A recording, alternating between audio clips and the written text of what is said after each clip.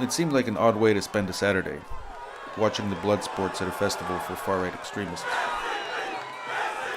This was the summer of 2019, and I'd gone to Ukraine to learn more about these groups. From the crowds, one thing seemed pretty clear about them. They weren't bothered by the fact that this event was organized by the Azov movement, a far-right group that has increasingly been linked to violence around the world. The shooter is linked to a 74-page manifesto filled with white supremacist rhetoric. FBI agents say he expressed a desire to travel to Ukraine to fight with a far-right paramilitary group. At least one member of an American hate group also trained in Ukraine, with Azov Battalion.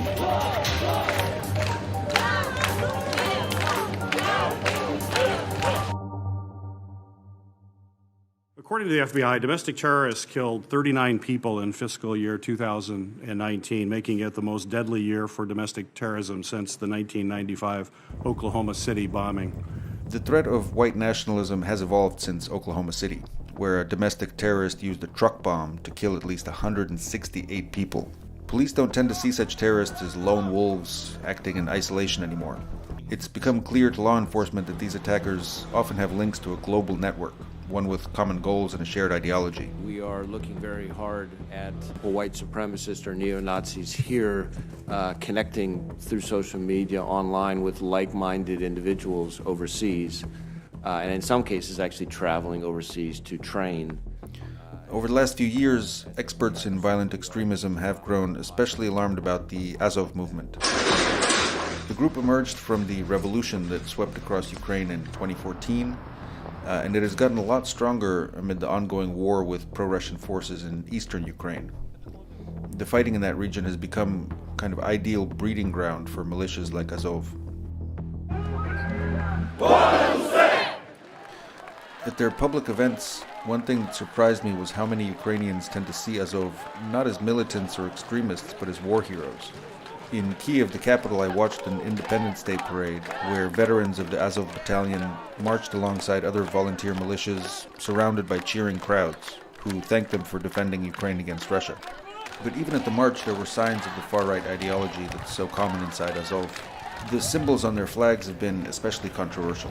Azov says it combines the letters I and N for idea of nation, but extremism experts see it as an emblem of Nazism. The official symbol of Azov, it's a version of Volksangel. It was one of the symbols of one of SS division during the World War II. It is one of more or less usual symbols for neo-Nazi groups all over the world. And it's not just about their symbols. When it was founded in 2014, Azov drew many of its commanders and recruits from Ukraine's most notorious far-right groups, including outright neo-Nazis. We basically recruited everyone who could hold weapons in their hand when the Ukrainian state was paralyzed and the defense of the Ukrainian state was totally in the hand of Ukrainian volunteers. So there were many war adventurers, guys who believed that they are on kind of ideological tour to save maybe the future of the West and so on and so forth. So the future of the white race? Or, yes. Azov's paramilitary wing is now a major fighting force, with its own bases and training grounds near the front lines of the war against pro-Russian forces. After the Veterans Parade in Kiev, I interviewed Andrei Beletsky, who founded the Azov movement in 2014.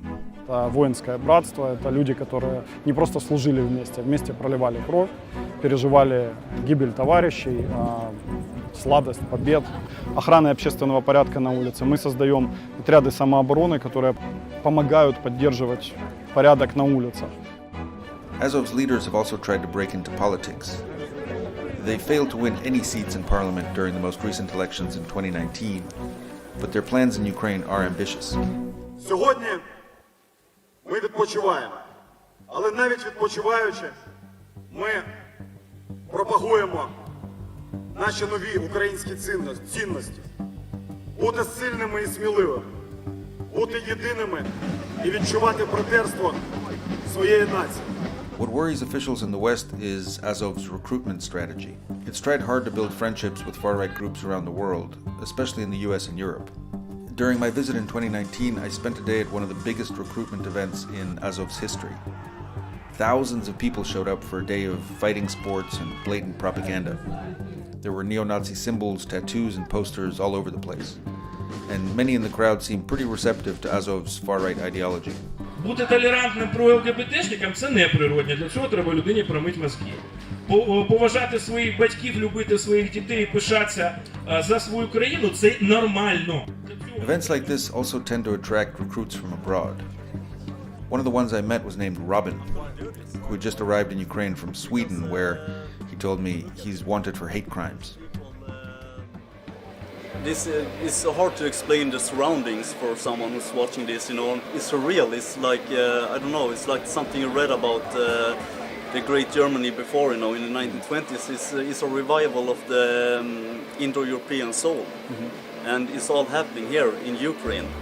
Afterward, we rode back to the Azov base in northern Kyiv, where Azov commanders had allowed Robin to stay as a potential recruit. We are Aryans, and we will rise again. That's a way of life, you know. And after the war in Germany, we went back to the benches, school benches. But now we will rise again. Are they neo-Nazis as an organization? No. Have they had neo-Nazis in their organization? I would say look at the U.S. Army, and you would find neo-Nazis as well. Dave is an American expat and U.S. military veteran who has volunteered to help Ukraine's National Guard. And he's met a lot of the recruits who'd come to join Azov. You only need one of these guys to kind of go home and commit an act of terrorism to then really damage the reputation of Ukraine in the eyes of the world, right? So that's really a risk that Ukraine faces. Do you think they're taking it seriously enough? No, yes. A few weeks later, Robin, the Swede I met at that festival, wrote me that he was going to the front lines to join the fight. With recruits like this, it's little wonder that U.S. officials see Azov as a threat. Experts point out that the pace of white supremacist terrorism has intensified, with new incidents frequently filling the headlines. 22 gunned down at a Walmart in El Paso, Texas, 2 killed near a synagogue in Halle, Germany, 9 more in an attack on 2 shisha bars near Frankfurt, and a series of arrests exposing far-right terror plots across the US and Europe.